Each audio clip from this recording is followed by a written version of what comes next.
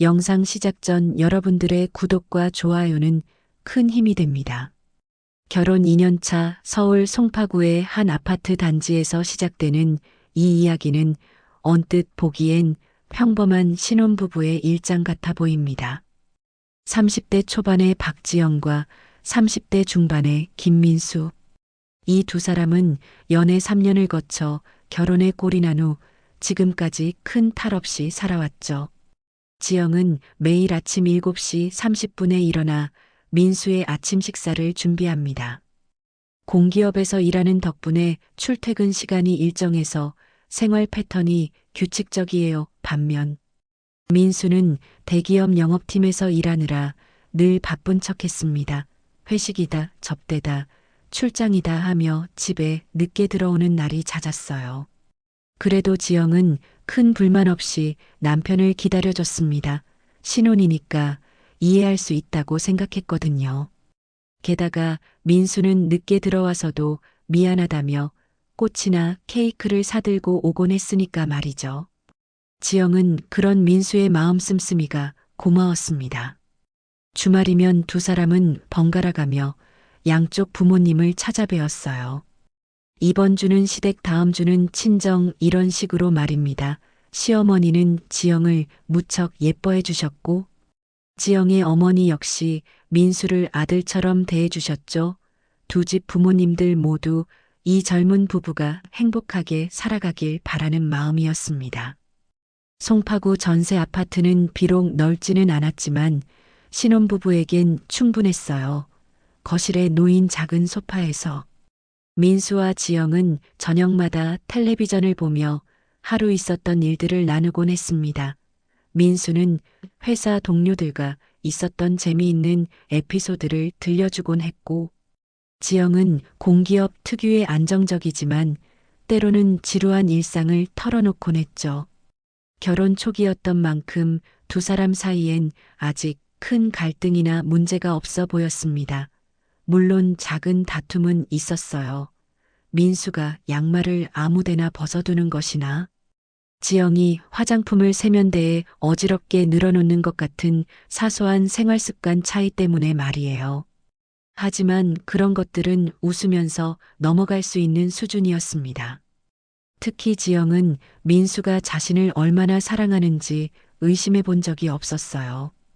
민수는 지영의 생일이나 결혼기념일을 절대 잊지 않았고 작은 선물이라도 챙겨주곤 했거든요. 그런 세심함 때문에 지영은 민수와 결혼한 것을 다행으로 여겼습니다. 이렇게 평온해 보이는 일상 속에서 그 누구도 앞으로 일어날 일들을 예상하지 못했어요. 지영은 민수를 완전히 믿었고 민수 역시 겉보기엔 지영을 사랑하는 것 같았으니까요. 하지만 때로는 가장 평범해 보이는 일상 뒤에 가장 충격적인 비밀이 숨어 있는 법입니다. 그리고 그 비밀은 곧 수면 위로 떠오를 예정이었죠. 그런 평온한 일상에 균열이 생기기 시작한 것은 어느 금요일 저녁이었습니다. 민수가 퇴근 후 집에 돌아와 지영에게 말했죠. 이번 주말엔 시댁에 혼자 다녀오겠다고 말입니다. 평소 같으면 지영도 함께 가는 것이 당연했는데 이번엔 달랐어요. 민수는 어머니가 몸이 좀 안 좋으시다며 혼자 가서 안부를 살피고 오겠다고 했습니다. 지영은 그 말을 듣고 시어머니 걱정이 앞섰어요. 그래서 자신도 함께 가겠다고 했지만 민수는 괜찮다며 손사래를 쳤습니다. 회사 일 때문에 피곤할 테니 집에서 쉬라는 거였죠. 지영은 민수의 배려라고 생각했습니다. 평소 시댁에 갈 때마다 이것저것 신경 쓸 일이 많았거든요. 시어머니께서 좋아하실 만한 선물도 준비해야 하고 시댁 가족들과 대화도 나눠야 했으니까요. 그래서 이번엔 정말 쉬라는 뜻으로 받아들였어요. 토요일 아침 일찍 민수는 간단히 짐을 챙겨 나갔습니다. 시댁이 경기도 수원에 있어서 차로 1시간 정도 걸리는 거리였어요.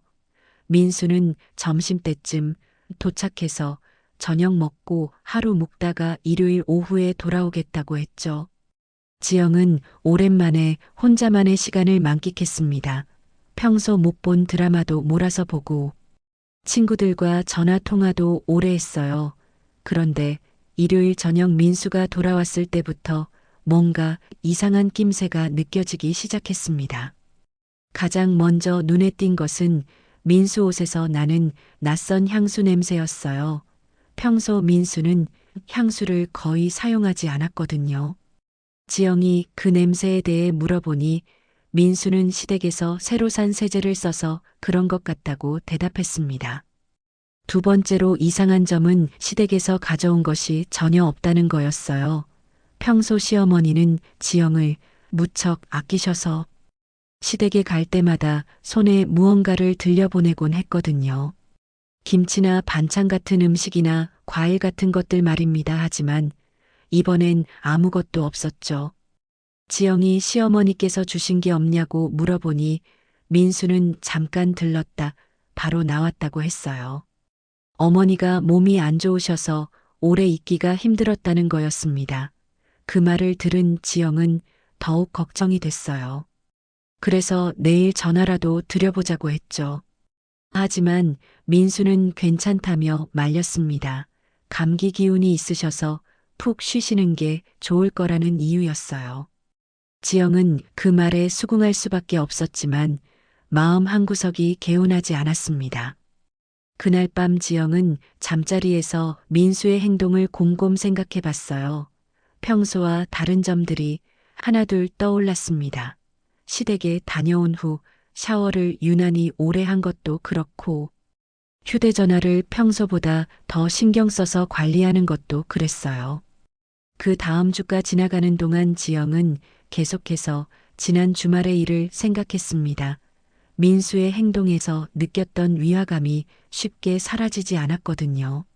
하지만 그것이 단순히 자신의 과민 반응일 수도 있다고 생각하려 했어요.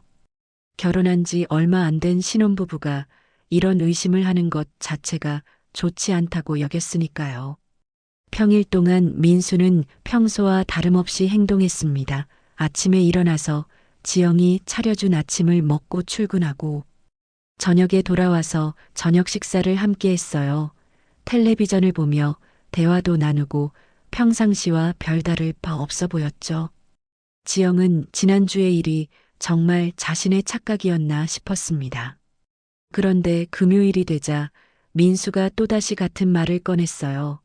이번 주말에도 시댁에 혼자 다녀오겠다는 거였습니다. 어머니 상태를 확인해 보고 싶다는 이유였죠.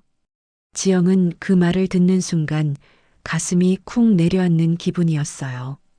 지영은 이번엔 정말 함께 가겠다고 했습니다. 시어머니께서 아프시다니. 며느리로서 안부를 확인하는 것이 당연하다고 생각했거든요. 하지만 민수는 또다시 거절했어요. 아직 완전히 회복되지 않으셔서 사람이 많이 오면 부담스러워 하신다는 이유였습니다. 지영은 마음이 불편했지만 억지로 따질 수도 없었어요. 시어머니 건강을 걱정하는 마음이라고 하니 말이죠.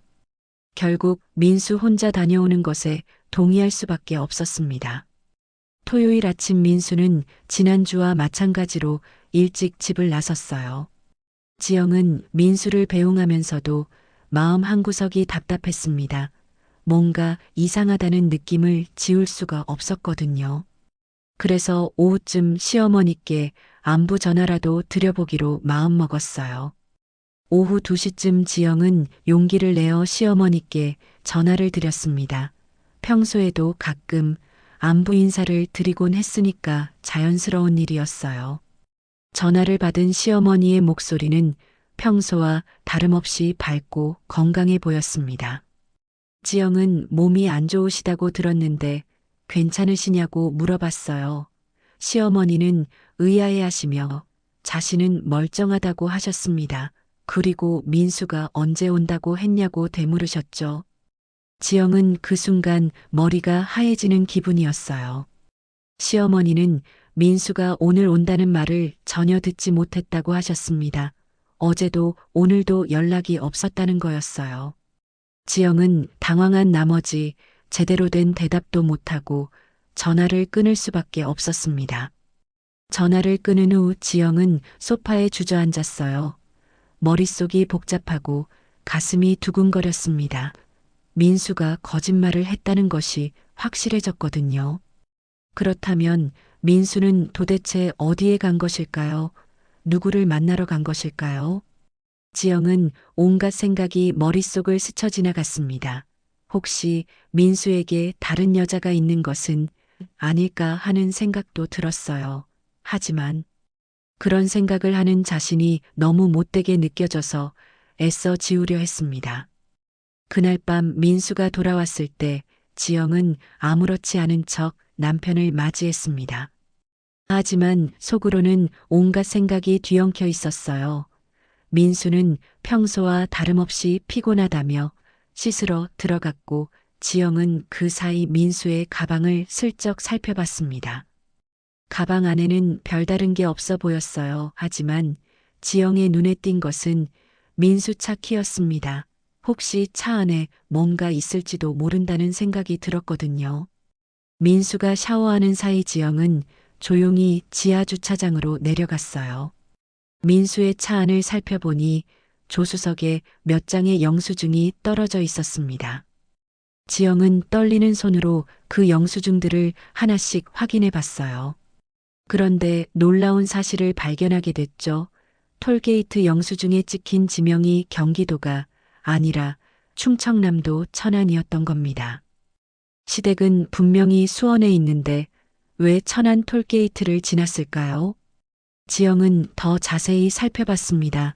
주유 영수증도 있었는데 그것도 충청도 어딘가의 주유소에서 결제한 것이었어요. 그리고 그 시간을 보니 토요일 오전 11시경이었습니다. 지영은 그 순간 모든 것이 명확해졌다고 느꼈어요. 민수는 시댁에 간 게 아니라 충청도 어딘가에 갔던 거였습니다. 그것도 이번이 처음이 아니라 지난주에도 마찬가지였을 가능성이 높았죠. 영수증 날짜를 보니 지난주 토요일 것도 섞여 있었거든요. 지영은 차 안에서 영수증들을 들고 한참 동안 멍하니 앉아 있었습니다. 머릿속이 하얗게 비워진 기분이었어요. 남편이 자신에게 거짓말을 하고 있다는 사실이 이렇게 구체적으로 드러나니 충격이 더 컸습니다. 집으로 돌아가는 엘리베이터 안에서 지영은 눈물이 날 뻔했어요. 하지만 민수 앞에서는 들키면 안 된다고 생각했습니다. 일단 더 확실한 증거를 찾아야 했거든요. 혹시 민수에게 합리적인 이유가 있을지도 모르잖아요.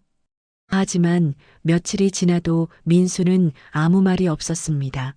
오히려 지영에게 지난 주말 시댁에서 어머니가 많이 좋아지셨다며 거짓말을 이어갔어요. 지영은 그런 민수를 보며 점점 더 확신하게 됐습니다. 이건 단순한 오해가 아니라 뭔가 심각한 문제라는 것을 말이죠.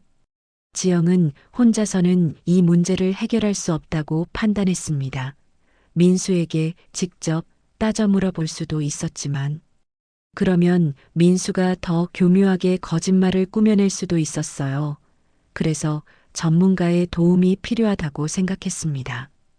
인터넷으로 검색해보니 사설탐정이라는 직업이 있더군요. 불륜조사를 전문으로 하는 탐정들이 있다는 것도 알게 됐어요. 지영은 처음엔 그런 일을 의뢰하는 게 너무 극단적인 것 같아서 망설였습니다. 하지만 진실을 알아야 앞으로 어떻게 해야 할지 결정할 수 있을 것 같았어요. 결국 지영은 평점이 좋은 탐정사무소 하나를 찾아 전화를 걸었습니다. 처음엔 말문이 막혔지만 상담사가 친절하게 안내해 주더군요. 이런 의뢰는 생각보다 흔한 일이라고 했어요. 다음 주에 직접 만나서 자세한 상담을 받기로 약속했습니다. 탐정사무소를 방문한 지 일주일이 지난 후 지영은 전화를 받았습니다.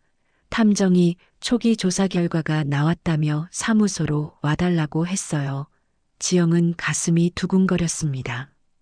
이제 진실을 마주해야 할 시간이 온 거였죠. 탐정사무소는 생각보다 깔끔하고 조용한 곳이었어요. 중년의 탐정은 지영을 맞으며 자리에 앉게 했습니다. 그리고 책상 위에 두꺼운 파일을 꺼내 놓더군요. 그 파일 안에는 지영이 상상도 못했던 충격적인 내용들이 들어 있었습니다. 탐정은 차근차근 설명하기 시작했어요. 민수가 지난 2번의 주말 동안 실제로 어디에 갔는지를 추적한 결과였습니다. 민수는 시댁이 있는 수원으로 가는 척하다가 중간에 경로를 바꿔 충청남도 천안으로 향했다고 했어요. 더욱 놀라운 것은 민수가 도착한 곳이었습니다. 천안시 동남구의 한 아파트 단지였는데 그곳에서 민수는 한 가정집으로 들어갔다는 거였어요. 탐정은 그 집의 정보도 조사해뒀다고 했습니다. 50대 후반의 부부가 살고 있는 집이었죠. 탐정이 보여준 사진들을 보는 순간 지영은 숨이 막힐 뻔했어요. 민수가 그 집 현관문을 열고 들어가는 모습이 선명하게 찍혀 있었거든요. 그런데 더 충격적인 건 그 다음 사진이었습니다. 민수가 한 젊은 여자와 함께 그 집에서 나오는 모습이 담겨 있었어요.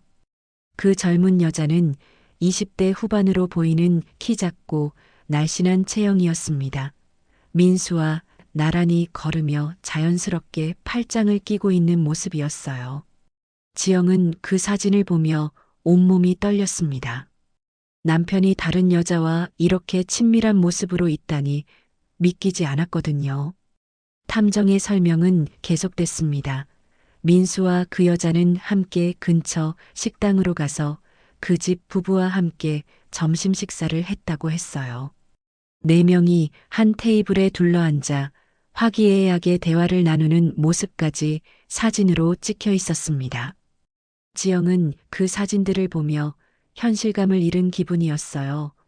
민수가 웃으며 그 여자의 아버지로 보이는 남자와 악수를 하는 모습, 그 여자가 어머니로 보이는 여자에게 뭔가 선물을 건네는 모습들이 너무나 자연스러워 보였거든요. 탐정은 이런 상황을 보면 단순한 불륜 관계가 아닐 가능성이 높다고 분석했습니다. 불륜 상대방의 부모님을 만나러 간다는 것은 두 사람의 관계가 상당히 진전된 상태라는 뜻이라고 했어요. 어쩌면 민수가 그 여자와의 미래를 진지하게 고려하고 있을지도 모른다는 것이었죠. 지영은 그 말을 듣는 순간 머리가 띵해졌습니다. 결혼한 지 겨우 2년밖에 안 됐는데 민수가 벌써 다른 여자와 재혼을 생각하고 있다는 뜻인가요? 그렇다면 지금까지 지영과 함께 보낸 시간들은 무엇이었을까요? 탐정은 추가 조사를 통해 그 여자의 신상 정보도 파악했다고 했습니다. 이름은 최유진이고 나이는 28살, 직업은 회사원이라고 했어요. 민수보다 6살 어린 여자였죠. 그리고 민수와의 만남은 대략 반년 전부터 시작된 것으로 추정된다고 했습니다. 탐정사무소에서 충격적인 사실들을 확인한 지영은 집으로 돌아오는 내내 멍한 상태였습니다. 버스 안에서도 지하철에서도 계속 탐정이 보여준 사진들이 머릿속에 맴돌았어요. 민수가 다른 여자와 그렇게 자연스럽게 웃고 있는 모습? 그 여자의 부모님과 정말 사위처럼 다정하게 대화하는 모습들이 말이죠. 집에 도착했을 때 민수는 아직 퇴근하지 않은 상태였습니다. 지영은 혼자 있는 시간 동안 어떻게 해야 할지 고민했어요. 당장 민수에게 따져 물어야 할까요?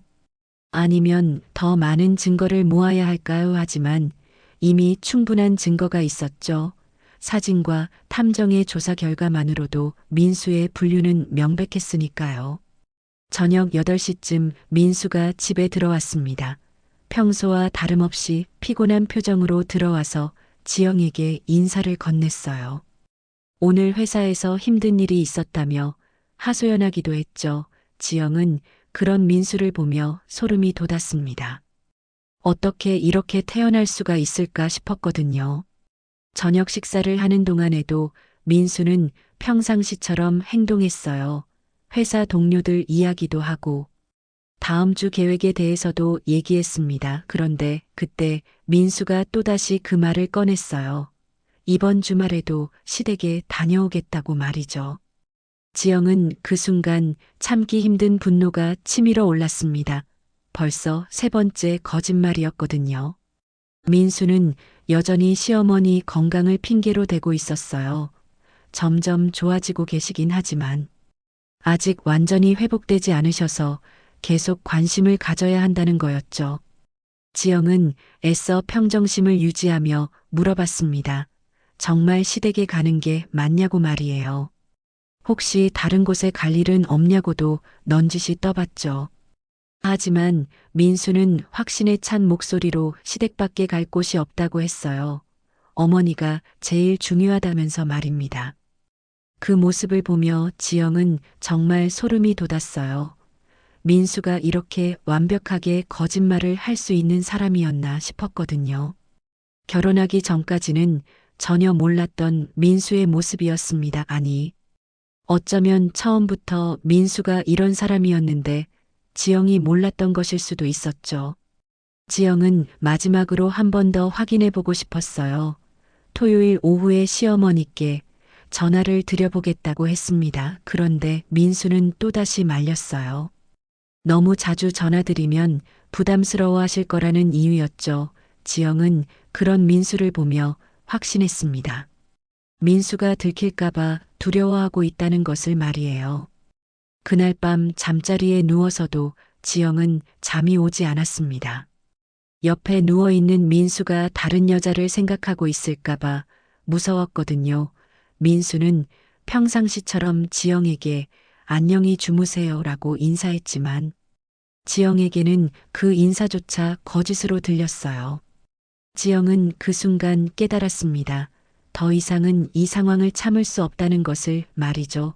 민수가 계속해서 거짓말을 하고 자신을 속이고 있다는 사실이 견딜 수 없었어요.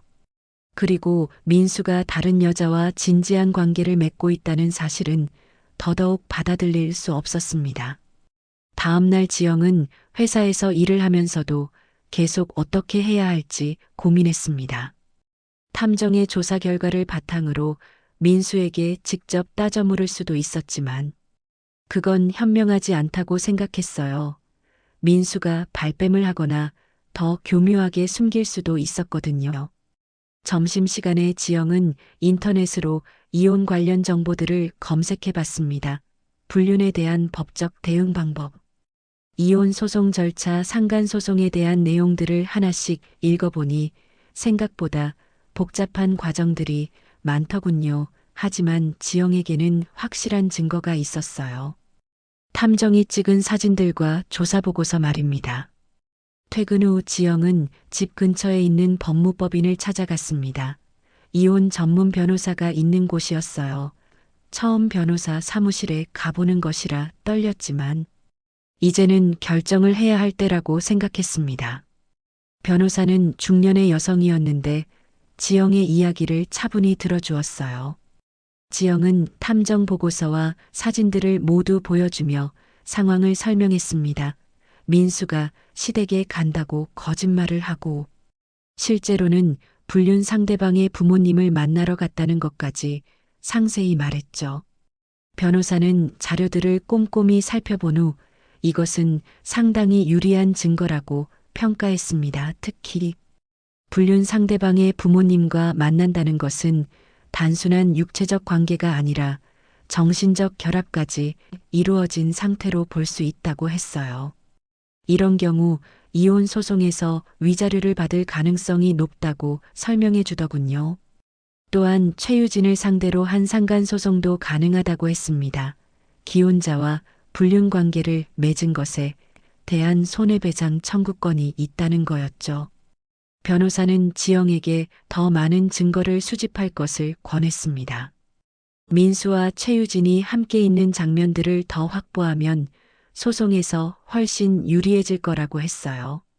집으로 돌아가는 길에 지영은 마음이 복잡했습니다.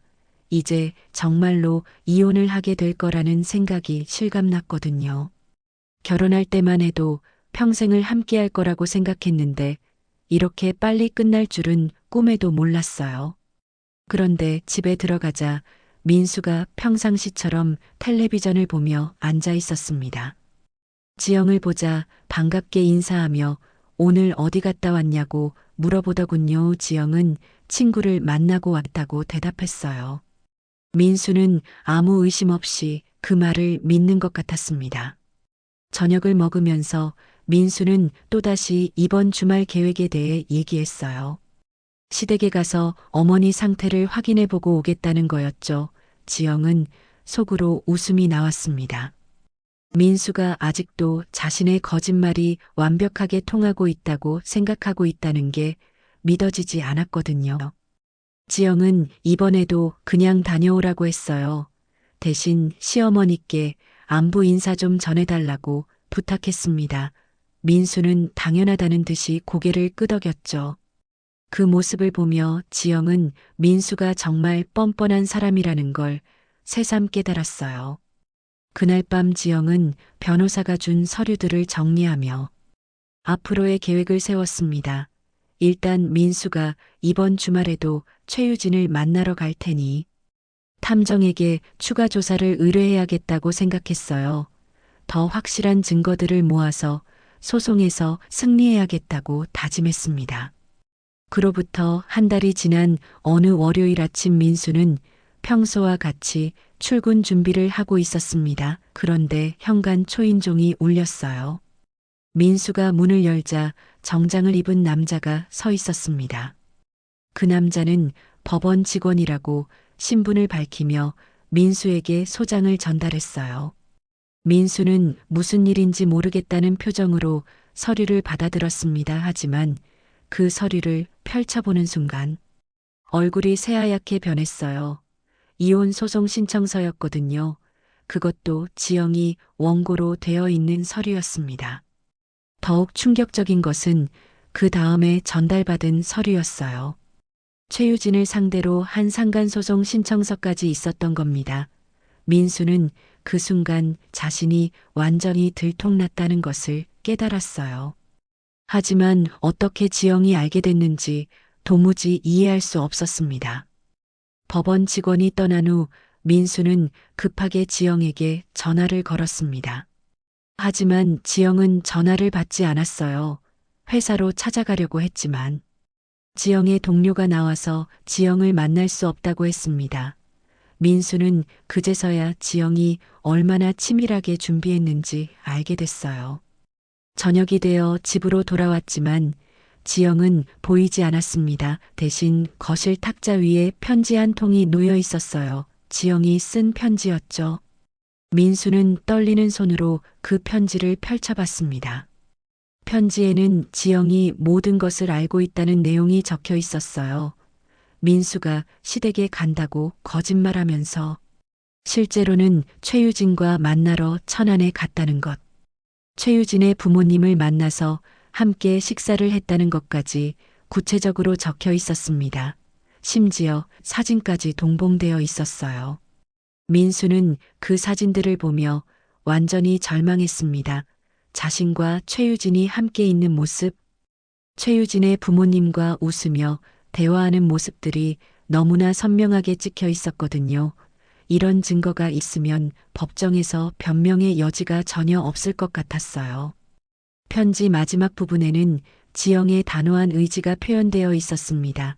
더 이상 민수와 함께 살 수 없다는 것. 이미 변호사를 통해 모든 법적 절차를 진행하고 있다는 것. 그리고 민수에게 바라는 것은 아무것도 없으니 조용히 이혼에 응해달라는 내용이었죠. 그 다음 날부터 민수의 일상은 완전히 무너져 내렸습니다. 회사에서도 소문이 퍼지기 시작했어요. 민수가 불륜으로 이혼 소송을 당했다는 이야기가 동료들 사이에 번졌습니다. 민수는 사람들의 시선을 견디기 힘들었어요. 더 큰 충격은 시댁에서 온 전화였습니다. 시어머니가 전화를 걸어와서 호통을 치셨어요. 지영에게서 모든 상황을 들었다는 거였죠. 시어머니는 민수가 어떻게 이런 일을 할 수 있냐며 분노하셨습니다. 특히 시댁에 간다고 거짓말한 것에 대해서는 용서할 수 없다고 하셨어요. 민수는 부모님께 용서를 구했지만 시아버지마저 실망했다며 당분간 얼굴을 보기 싫다고 하셨습니다. 민수는 그 순간 자신이 얼마나 많은 것을 잃었는지 깨달았어요. 아내뿐만 아니라 부모님의 신뢰까지 완전히 잃어버린 거였습니다. 몇 주 후 첫 번째 조정 기일이 있었습니다. 민수는 법원에서 지영을 다시 만날 수 있었어요. 하지만 지영은 민수를 쳐다보지도 않았습니다. 변호사를 통해서만 대화가 이루어졌죠. 민수는 그런 지영을 보며 마지막으로 한 번만 기회를 달라고 애원했습니다. 하지만 지영은 담담한 표정으로 이미 끝났다고 말했어요. 민수가 무릎을 꿇고 사과해도 지영의 마음은 돌아서지 않았습니다. 지영은 민수에게 등을 돌리며 법정을 나갔고 민수는 그 자리에 주저앉을 수밖에 없었어요. 모든 것이 끝나버린 순간이었습니다.